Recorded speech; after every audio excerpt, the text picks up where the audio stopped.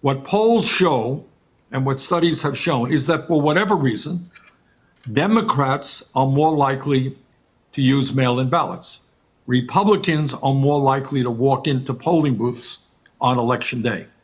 It is likely that the first votes that will be counted will be those people who came in on election day, which will be Republican. And here is the fear, and I hope everybody hears that. It could well be, and I don't know what's going to happen, nobody does, but it could well be that at 10 o'clock on election night, Trump is winning in Michigan, he's winning in Pennsylvania, he's winning in Wisconsin, and he gets on the television, he says, "Thank you, Americans, for re-electing me. It's all over. Have a good day." But then the next day and the day following, all of those mail-in ballots start getting counted, and it turns out that Biden has won those states. At which point Trump says, "See, I told you the whole thing was fraudulent. I told you those mail-in ballots were crooked, and we're not going to leave office." So that is a worry that I and a lot of people have. So here we are. It's 2 days after the election, and we've seen some crazy stuff. The crazy stuff has been said by many experts, not just experts, but Bernie Sanders. Bernie Sanders came out over 2 weeks ago and said that Trump is going to play the game. Early ballots, we know from the early voting, is mostly Democratic. Republicans are mostly people who go out and vote on the day. And mail-in votes, which normally takes up to a week, sometimes we've had in previous elections, those are mostly Democrat too. And the person who predicted this was Bernie Sanders. He said that Trump is going to be ahead on election day and say, I've won, and then rile up his base. And then as soon as the flip starts to happen, that he'll get nasty, get all these people like Rudy Giuliani involved, and then get the Supreme Court involved. Well, what Bernie predicted happened exactly to the point, exactly to the letter. This shows how predictable that Trump is, of course. But what it also shows is that how much he's got to stand no ground on. This is the most ridiculous thing I've ever heard in the history of politics, where Trump says, because I'm winning in Pennsylvania, you can close the votes up, stop counting the votes there, but because I'm losing in Arizona and Nevada, you can continue the votes there. Carry on and do the voting there. It makes absolutely no sense. And it just goes to show how much this guy has broken the Constitution to the point where even when he's losing and he's on the way out, he's still trying to play the game. My concern has never been for Trump. My concern is for the amount of voters he has that listens to his rhetoric. All of the lies and the fake news that is coming from Trump, and the way how he's able to convince his voters and rile them up is something which needs to be stopped. So where we are at the moment now is Joe Biden is quickly decreasing the gap in Georgia and Pennsylvania, and looks like he's ahead in Nevada and Arizona. And to be honest, he only needs Arizona and Nevada to actually win the election. If he manages to take Georgia, which counts as 20 electoral votes, then it's over anyway. But where we are at the moment is this. It's a defining fact in US politics for many different various reasons. The one is, this is the highest voter turnout that they've ever had. Over 155 million people have voted, when you consider that the population is only 330 million. The biggest thing for me is, Biden needs to do a few things here. He needs to understand, and he's in the right place, and I'll explain why. Biden needs to understand why there's a plethora of Hispanic Cuban voters that have been twisted and swayed by Republican propaganda about how the Democrats have reacted to their people. That needs to be discussed. That needs to be brought to the table and discussed. The Democrats need to find out what they need to do to appease to this base, to these people. It's going to be difficult because we know the lies and the propaganda is going to continue on Fox News. So we get that. We understand that. But I think with these people, bringing them to the table and talking to them and create manifestos and policies that suit and help those people is something that Biden can do moving forward and Kamala Harris. The other thing is to be a president, not blue, not red, but a president for the whole of the United States. And Biden's in a position to do that. And the reason is because he's a center-left candidate. If you had a far-left socialist, it would be very difficult to talk to or bring somebody at the table who's a Republican or who's a Republican voter. And we know in this run-up to the election, Joe Biden, right now, in history, is probably going to be the most popular president ever. And that's because he's accumulated the most votes in the presidential history at nearly 71 million votes. Now that tells you that nobody in history has had the support he has. Not John Kennedy, not Obama, not even Bill Clinton. No one has brought those votes, that amount of votes forward. But what it tells you about the 67 million votes for Trump is that you've got a lot of people who are disillusioned with the system and with the parties. Because again, let's make this clear. There's three parties here: Trump, Republican, and there is Democrat. Now we've already seen a wave of Republican votes, which has moved towards Biden, which is helping him in key states to lead this election. And if he wins, it's going to be for that reason and that reason only. What he's got to do is understand what the wish of these people are and what they want.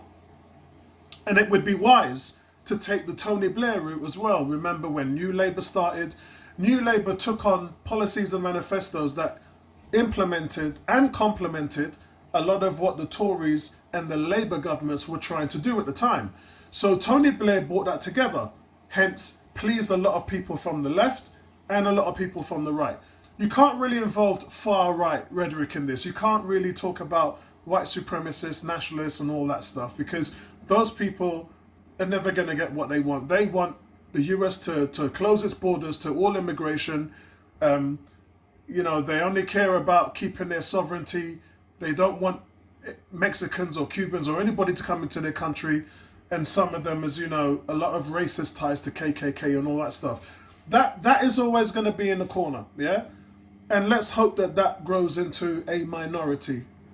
Because at the moment, it's because of Donald Trump, it's a majority. He has a majority following. For people to know that Trump is a bigot, a racist, and the way he treats women, and still 67 million votes, that is not a good thing, guys. That is the true face of America. These people have come out and shown their ugly head. However, if you can appease to the Republican values held by Ronald Reagan and mix that into your government, and Joe Biden's good at that. He's good at bringing people together, sitting at the table and getting bills passed. He's been able to do that for a very long time.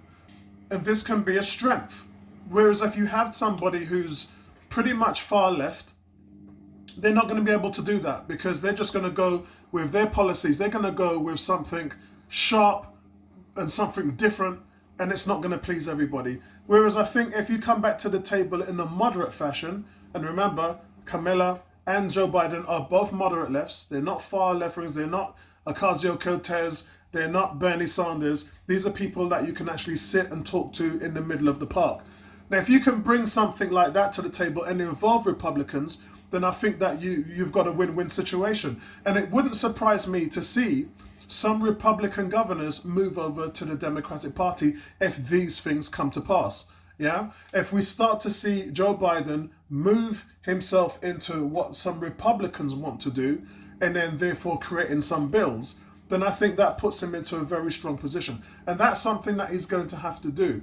Because if you don't do it, you're going to continue to have a country which has this massive divide, and this is just going to never end. This is an opportunity for Biden to put a stop to this. The thing to remember is a lot of people are now going to be asking questions. Why was Biden able to flip states like Wisconsin? When you look at Wisconsin, 2/3 of the vote, over 66% of the vote, was because of the economy, which Trump is failing in. And remember all the times he said he's had the better economy, whereas it hasn't. The last 18 months of Obama's economy was higher than the first 18 months of Trump's economy. And it's been shown now that Trump's economy was just following the wave that Obama had. Obama had 39 months of positive economy coming out of a recession. So Trump was riding that wave and he still didn't achieve the numbers that Obama did. The second thing is the coronavirus. Trump has been failing miserably. America has the worst record in the world on coronavirus, and today was the first day that the country tipped 100,000 cases. And it just goes to show, doesn't it? He's a monument of his own failure in the fact that he caught the coronavirus himself. The third thing is racial equality. Those three things, and we all know about that, up to now, he still can't say Black Lives Matter because he doesn't believe it does. And all these people around the world, all these leaders and everyone who supported the Black Lives Matter movement has said that there needs to be an answer to police brutality against minorities. And if you notice at the end of my videos, I've changed my tag because some people don't actually know what Black Lives Matter means. They listen to Trump and think that Black Lives Matter is a terrorist group. So I've changed the wording, which is what it's supposed to be and what it stands for, which is police brutality against minorities and black people. That is the problem right now, and Trump refuses to acknowledge that, and that has built up nothing but tension, riots, and all these different things. Those are the three things which was important to Wisconsin, and Wisconsin went out there and voted with their lives because they want to put an end to this. They want an economy that works for them. Biden was part of that economy breaking records that was on the Obama team. So they want him back to facilitate that and the coronavirus. Biden listens to the scientists. You're only able to fix the economy when you fix the coronavirus. The two is exclusive. And with fixing the virus, you'll then be able to go out and get people back to work and back to where the economy is thriving again. And obviously we know where Joe Biden is in terms of the Black Lives Matter movement and racial equality. He's gone out there and is not only an advocate for it, but he's been to the homes and families of the people who have suffered through this over a time. This is an opportunity to bring Americans together and move forward as one band. And you can't do it with Trump. In fact, you've become more of a divided nation with Trump. And it's with Trump, it's always been us against them. Biden needs to just have a coalition party of us. And that's what America needs. It needs to stop the hate, stop the divide, and bring everyone together at the table. And those are the challenges if Joe Biden gets past the finishing line, which it looks like he is. But I just wanted to spot in there, guys, give my 2 cents. And let's see this thing close itself out. It's very close now. Hopefully Georgia would finish their count today. And the Associated Press has already given Arizona to Biden, even though Trump is sort of catching up there. But I guess we'll have to wait and see. But that's my 2 cents, guys. Let me know what you think, and I'll speak to you later. Peace out.